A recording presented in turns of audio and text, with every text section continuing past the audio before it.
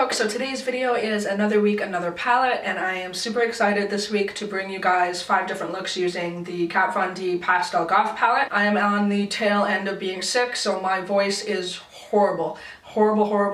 Every time I get sick, this tends to happen to me. So work with me for the next couple days because it's probably going to be like this for a couple days. My bad. There's nothing I can do about it. That's just what my voice sounds like. This is going to be 5 different looks using the Pastelgoth palette. Today I wanted to just start off with some of the shades that first inspired me when I opened up the palette. I kind of wanted to insert something a little bit funny here.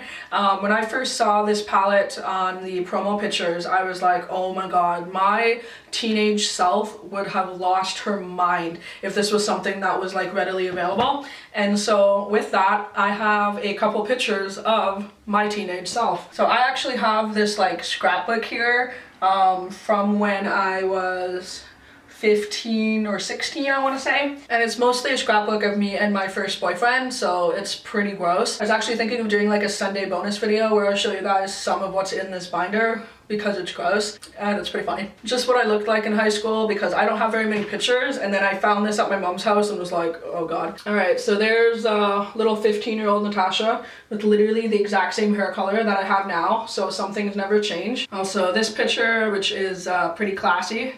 I don't know what that pose is. And then we moved on to that face. Good stuff. And like, what is this? Why is this a picture I felt I needed to take and remember for years to come? Best shows that I would have been into the Pastelgoth trend if I knew what that was in 2005. So yeah, so just to put in perspective, pink hair, bright green, lime green sweater, a Pac-Man bracelet, you know, a boyfriend with blue hair.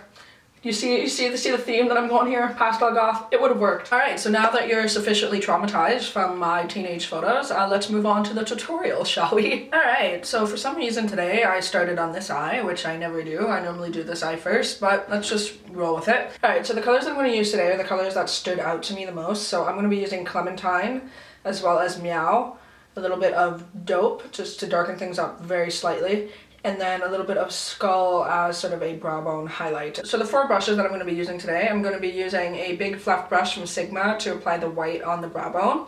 I'm going to be using 2 different paddle brushes. This one is no name, this one is a MAC 239, one to apply the orange and one to apply the purple. And then just a large fluffy brush to sort of blend the 2 together and apply a little bit of Dope on the outer corner. Okay, so I'm going to start off with Clementine. I'm just going to dip my brush into that. I don't want to jump to conclusions, but I think this might actually be my favorite shade in this palette. It's a shade that I wish was in the Too Faced Sweet Peach palette because it's really like a perfect sort of like bright creamsicle orangey peach shade. I think it looks really good with my hair and my eye color. Alright, so I'm just going to start applying that just right onto the inner corner, as well as on basically 2/3 of the lid. Pigmented and bright, and I'm not getting too much kick up in the pan, which I can appreciate as well. Alright, next up I'm going to take the other brush and I'm going to go into Meow. It's just sort of a lighter pinky tone, lilac-y kind of purple, I guess. And I'm just going to start on the outer corner and start just blending that into Clementine. And then from there I'm going to go in with a little bit of Skull, which is the white. I'm just going to apply that as a brow bone highlight and just blend those 2 shades up. Hopefully you guys are able to see them okay. They truly are pastel shades. I know when I first saw pictures of the palette, it didn't look like they were true pastels, but getting them on the face, they definitely are just lighter shades. Purple doesn't pick up well in any camera in my opinion, so hopefully that looks okay on camera. It does look better in person and brighter in person than it does from what I'm seeing. I'm gonna have to take a look when I edit it to hopefully like it looks okay. Alright, so I'm just gonna take a little bit of Dope, which is more of the bluer purple. It's kind of a really unique shade. So I'm just taking a little bit of that on a 217, and I'm just going to really just apply a little bit of that just onto the outer corner. I just want to like look straight and have just a little bit of that appear. Next I'm going to go into Clementine, and I'm just going to work that right underneath the bottom eyelashes. My voice is just horrific, I'm so sorry. Alright, and then I'm going to dip into a little bit of Meow. And then lastly into a little bit of Dope to just tie it in with the shade that's right on the outer corner. That's everything for the eyeshadow. So off camera, I'm just going to curl my lashes and apply a coat of mascara. I should have you guys know that I did finally go and purchase a full size of the Marc Jacobs Velvet Noir. I was using the little sample size guy, this one, for the longest time, which is my favorite mascara. So please, if you guys ever want to tweet me or on Instagram, let me know if Sephora has these as perks. Please let me know, because I always go and I buy a bunch of them because it is my favorite mascara, and if I can get it for free, I guess, with my Sephora points, I will, because this mascara after tax is like $37. For a mascara is fucking insane, but I literally don't have a mascara that I like as much as this one. So it's one of those things that like every time I buy it, I'm like, take my money. Like, I don't know. It's just, I hate spending that much because I'm frugal as hell, but yeah, anyway. Okay, so then with mascara on, that is just the finished eye look. This is something that I personally would just do just with mascara. If I wanted to make it a little bit more dramatic, I guess, then I would put on just like a thin band of false eyelashes, but I don't feel like doing that today.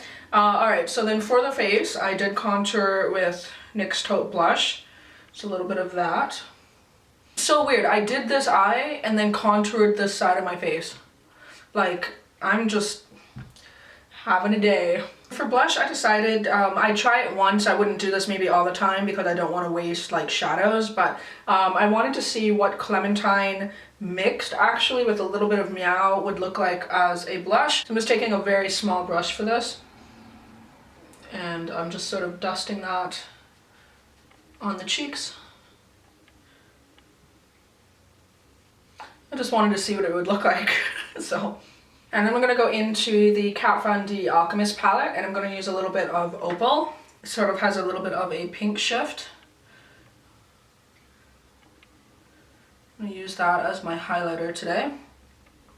Alright, and then for the lips, I decided to use this lip color that I got from Sephora. I think I used it last week, but I kind of just want to do it again. I think just the theme of this week is going to be pastel eyes, goth lips, or using this palette to do more gothy eyes and then pastel lips.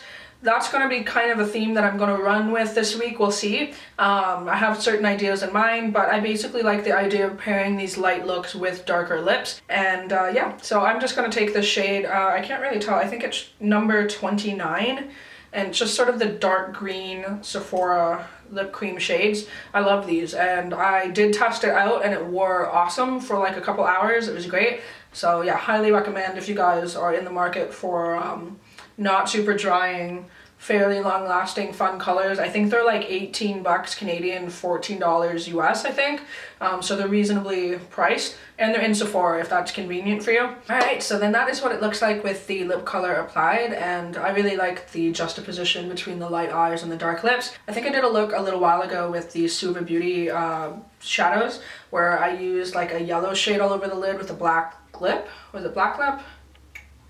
Maybe, but that's something that I do a lot. It's just a very like light wash of color, some false eyelashes, no liner, and then a dark lip. It's one of my favorite things, and it's graphic, right? I find if you do super dark eyes, super dark lip, it looks a little bit too much. That's obviously personal preference. Like, I will still do that some days, but then some days I just want it to be like in your face, and I find that doing just like a light eye and then dark lips is more attention grabbing, if that's what you're going for, than having your face all just banged out.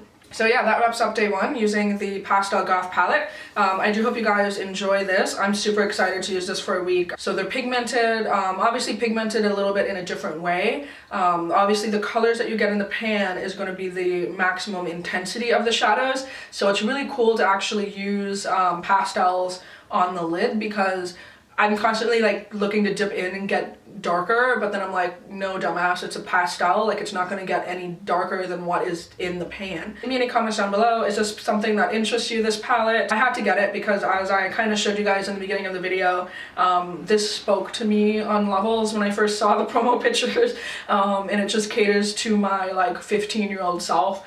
And so I had to pick it up, but I'm happy that the eyeshadows so far are performing really well. So we'll see how it goes for the rest of the week. But as always, I hope you guys are doing good, and I'll talk to you guys soon. Bye!